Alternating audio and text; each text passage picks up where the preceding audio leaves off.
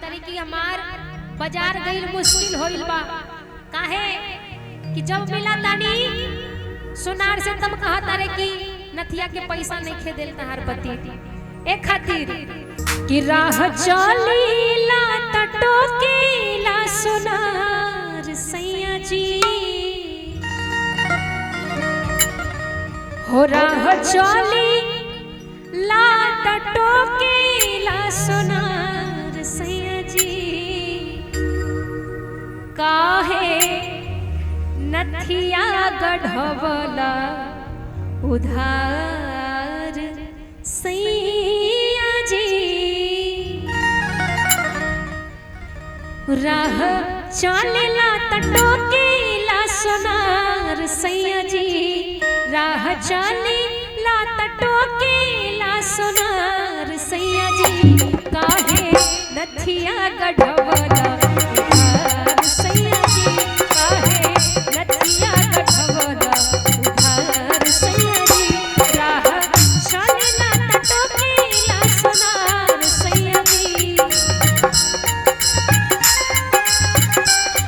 राह चलेला टटोकेला सोनार सैया जी काहे नथिया गढ़वला उधार सैया जी काहे नथिया गढ़वला उधार सैया जी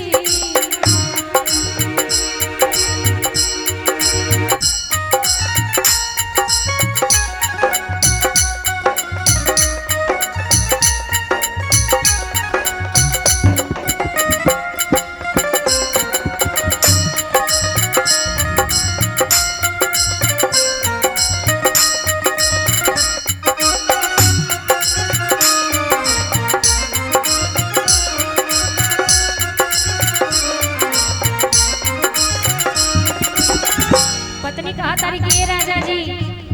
चली धके रहिया चाहे चली धके गली कहेला कि हेने आवा सुना कली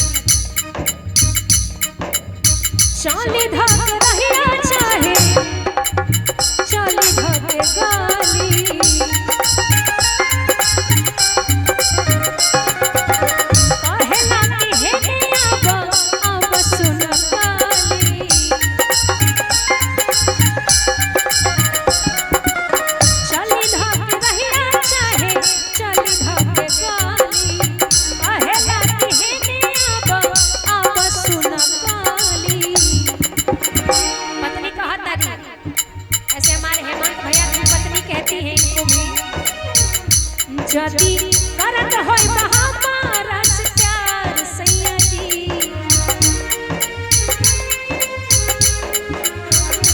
जदी करत होई बा हमारा से प्यार सैया जी जाके अजुए चुकाव उधार सैया जी जाके अजुए चुकाव उधार सैया जी यही में एक लाइन और पत्नी कहा तारी अरे बंगला नारी झुमके कंगना सब दे देना उसको सजना आग लगे उसके यौवन को आग लगे उसके यौवन को दिल मत देना मेरी सौतन को दिल मत देना मेरी सौतन को काहे नथिया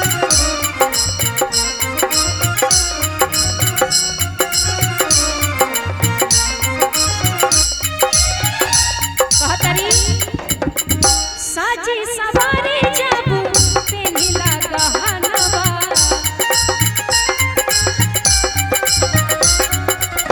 पर जाला फीका जब दिला और रहनवा साजी सवारी जब पेनिला गहनवा पर जाला फीका जब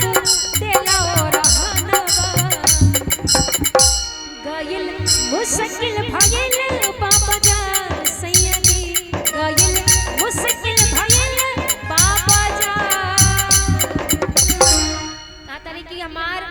बाजार गइल मुश्किल होइल बा काहे कि जब मिला तानी सुनार से तुम कहा तारे कि नथिया के पैसा नहीं खे देल तहार पति ए खातिर कि साजी सवारी जब पिन्हिला गहनवा पार जाला फीका जब देला रहनवा गइल मुश्किल भगिल बाजार सैया जी हो गइल मुश्किल भइल बेगूसराय के बाजार सैया जी काहे नथिया गढ़वला सैया जी काहे नथिया गढ़वला सैया जी राह चलेला त टोकेला सोनार सैया जी राह चलेला त टोकेला सोनार सैया जी काहे नथिया गढ़वला सैया जी काहे नथिया गढ़वला सैया जी काहे नथिया गढ़वला सैया जी काहे नथिया गढ़वला